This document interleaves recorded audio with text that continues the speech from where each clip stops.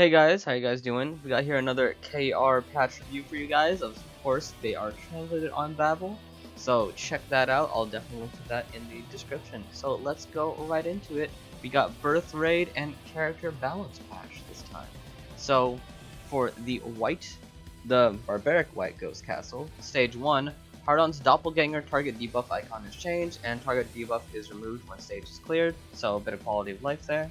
Stage 3, still device HP adjusted. I think those are the little machines you gotta just a lot of HP. They gotta kill 3 of those for. Height limit added, so people can't just fly over boss attacks probably. Wait time between Havion's targeting and focus fire becomes longer.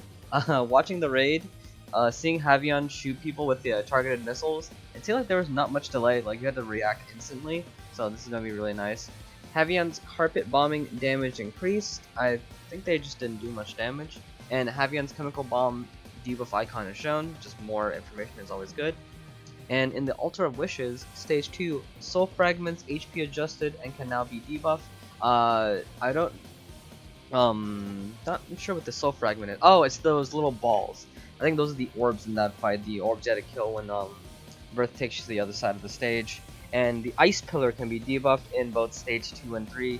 That's gonna be really nice, because the ice pillars are really tough to kill. But if they specifically can be debuffed, that means their defense can be reduced. That means they could have like burn debuffs and things like that, just so it's a lot easier to kill them. Because before you just had to take I think the one group I've seen clear the raid, they had a Empire Sword in there with Rushing Sword, just like destroying those crystals with Rushing Sword. So being able to debuff them so more people can kill them is very nice. Alright, so now we have the character balance here. So, first of all, the shared balance. ESP collection synergy. Some effects change. Second line Sun Shower, this is a Cloudy Sun Shower, does not reactivate for 15 seconds. Was that? Because I think most of them are like that 15 seconds. Well, I thought it was 30 seconds. Maybe that was changed to 15 seconds? Is that a buff? I can't tell if that's a buff or a nerf. I'm not sure. I'm just not sure actually. Rena's rifted shot does not push super armor targets. That's good or bad. Ace in the hole. Ace in the hole damage nerf, I believe. Yep. From 111 to 83, from 537 to 456. Just direct damage nerf. Honestly, yeah. I'm definitely one of those people that complain that what is it? Yeah, I forgot her third job. Daybreaker. Daybreaker is a very almost too easy class to play with Ace in the Hole. Like Ace in the Hole just does everything. It's damage, it's invincibility. It's so crazy. So just direct damage nerf. Yeah, I agree with that. And Elder Steel's Fury does not push super armor targets either. Hell, we got Raven stuff. All right, here we go. Sword Taker. Attack speed increase. Awakening physical damage increase, so that's a buff there, 6% to 10%. Very nice. 4% more damage is always good, Overtaker, Victory's Confidence. Against targets with 40% or less damage increase, 20%. So they adjusted the range against targets with 50% HP or less. So it's a more forgiving range, I believe. Yeah. 40% HP or less, so it's 50% HP or less. So yeah, it's a bigger range to get your more damage in, and it's more damage. During Awakening, magical damage increase 6% to 10%, just like Sword Taker over here. So I assume Weapon Taker might have the same thing. No, probably not. I think his thing is a bit different. Maybe these two were changed to be more in line with Weapon Taker, because I do believe this passive is somewhat similar on Weapon Taker, but it's already 10%. So cool. Yeah, we're no Nova things here, just straight to Eve. Cheat code will break. Oberon, Ophelia, and Ferdinand gives aura buffs to nearby. That's pretty cool. So when you use a buffing skill on Eve, your clones will also give the buff to increase the range of it. Pretty nice there. Got a bunch of stuff here. I think it's just buffing the summons. A lot of buffs to the summons. Okay. Energetic Heart. Skill cast 25% faster. Huh. Is that a good thing? I'm thinking about PvP because Sariels in PvP use Energetic Heart for a very easy catch, and the fact that it casts faster, that's gonna be more annoying, unless I'm not quite understanding what it's saying here. Okay. Chung's heavy stance, they decrease the damage from 40% to 20%. Interesting. They've almost never touched heavy stance. This is like one of the first instances they've touched heavy stance since it's like coming out, I feel. Okay, well, they don't touch it that often. That's not something you see often that gets changed. Just Chung's like passive heavy stance that he always has. So damage reduction decreased from 40 to 20. Direct nerf there. Tactical field. Damage decrease. Wow. Wow, wow, wow. Big hit to tactical field. My lord. Damage decreased 20% to 5%. Wow. Wow, wow, wow, wow, wow. That's interesting. Interesting. So they're completely gutting the tanking route, I guess? Damage decreased 20% to 5. Okay. Mod tactical field, same treatment? Is that same treatment? Damage decreased 30 to 15. Okay, okay. 6 MP per second like before. So interesting. So they're closing the gap on the tactical fields here. Okay. But I somewhat understand it because when you think about it, normal tactical field has a bigger range because you can put multiple fields out. Whereas in mod tactical field, you can only have one of them out. So if the mod is more tankier, that makes sense because it's technically a smaller range if you can only put one of them out. But even then, they were both like, I mean, they were both like that. Like tactical field normal was 20, and then this one's 30. But now tactical field normal is 5, and this one is 15. Both of them are just lower than the lowest before. That's okay, so they don't like the way that the KR people were just kind of tanking the raid boss with like all these defensive stuff. But it looks like Atomic Shield was still Atomic Shield. I didn't see any change to Atomic Shield. Interesting, interesting. Alright, Lotus. Lotus does not push super armor target. Nice, nice. That's actually really, really nice. One of the most annoying things about Fire Lotus, it's an amazing, amazing debuff. Elemental resistance decrease, defense resistance, defense decrease. Very, very good debuff. But the problem is if you use it against super armor targets, it pushes them really bad. Especially, what is it? 12-7, the final fight. You can only use Fire Lotus if 3 people are behind the boss, and if you use it when 2 people aren't behind the boss, it pushes Rasa really, really awkwardly, and it's super annoying. But yeah, this is really, really nice. Okay, so we got mod Seal of Time here. They just increased the debuff duration for resurrecting. Yeah, so it's usually 30 seconds. Now it's 45 seconds. Pretty straightforward there. So less resurrecting. Yeah, it looks like they're killing the tanking strat for this new raid boss, or trying to make it less effective here. Stormtrooper Burst Grenade. Explosions ignore 70% defense, just straight up. And Mod Burst Grenade, explosions ignore 50% defense.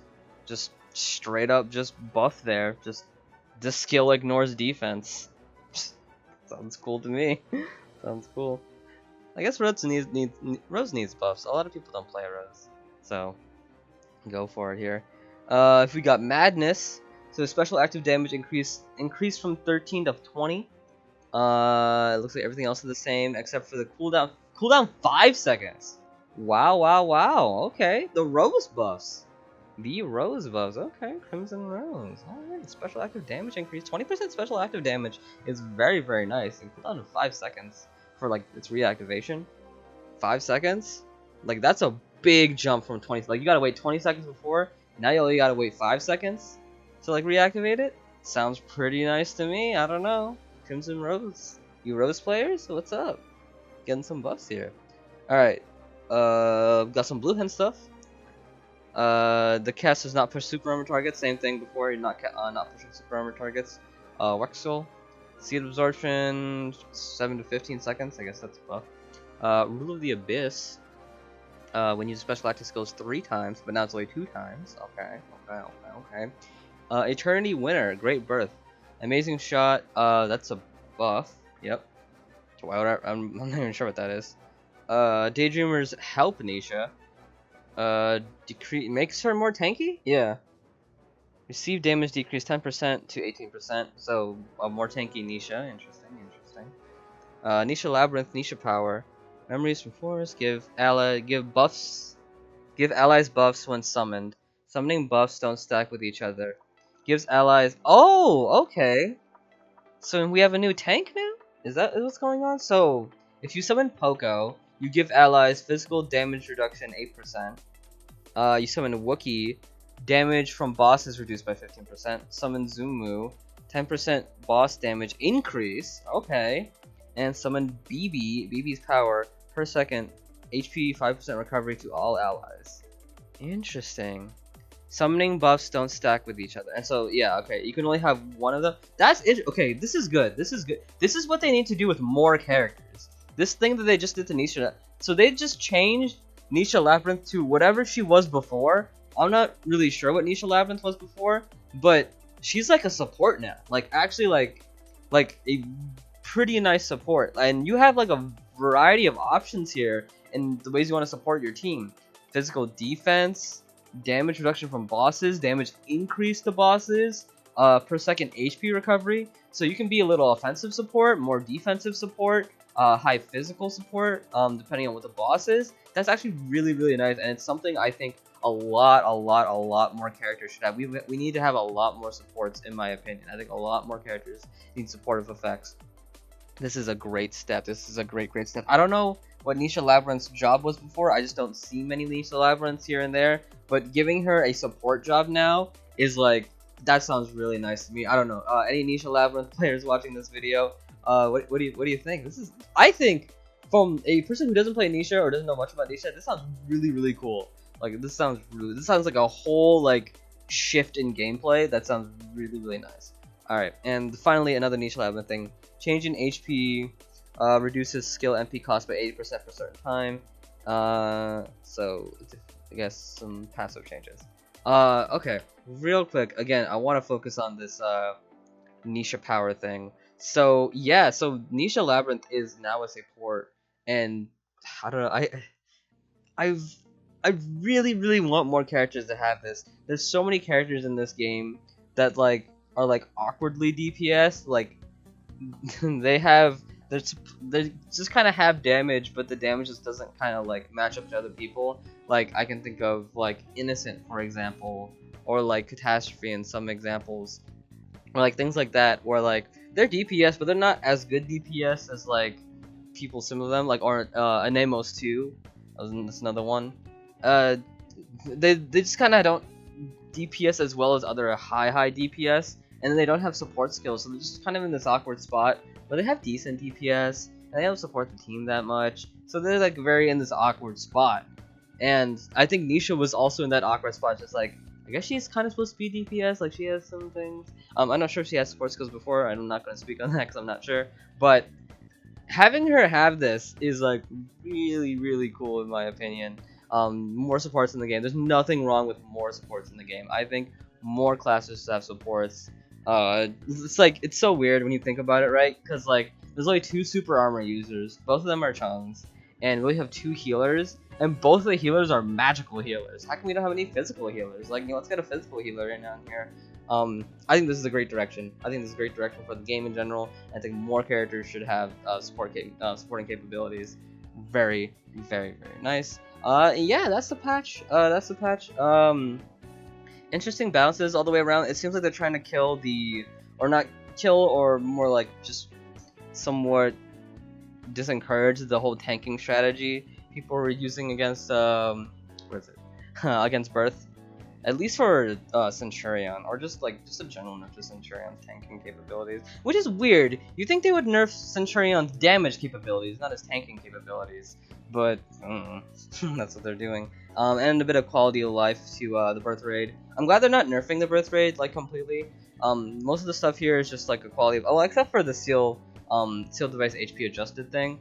Just sounds like a nerf to me unless they made it more HP. But I'm glad. And even the debuffing ice pillars, that's technically a debuff, but I think that's fair to be able to debuff those ice pillars. Yeah, alright, that's it for me, guys. Tell me what you guys think about this character balance patch. Tell me if you play any of the characters that got changed, what do you think of the changes, and I will see you guys next time. Have a fantastic day. So I passed over something like very important. So it seems that Code Essentia, just like Nisha, got some really nice support buffs. Here's what I thought, right?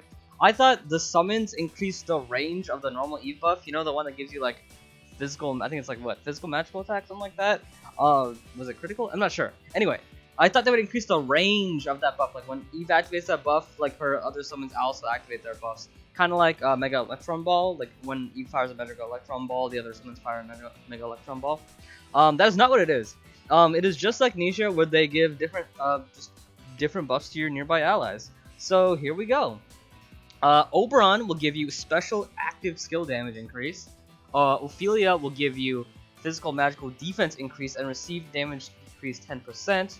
Ferdinand will give you hyperactive damage 30%. Yeah, there you go.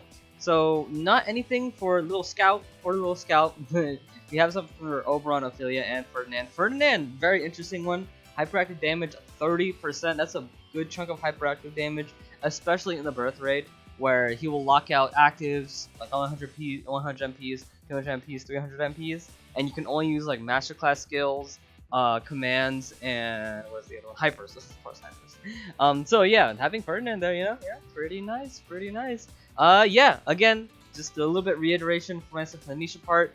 I'm so glad this is happening. We need more support. Fantastic, great to see this.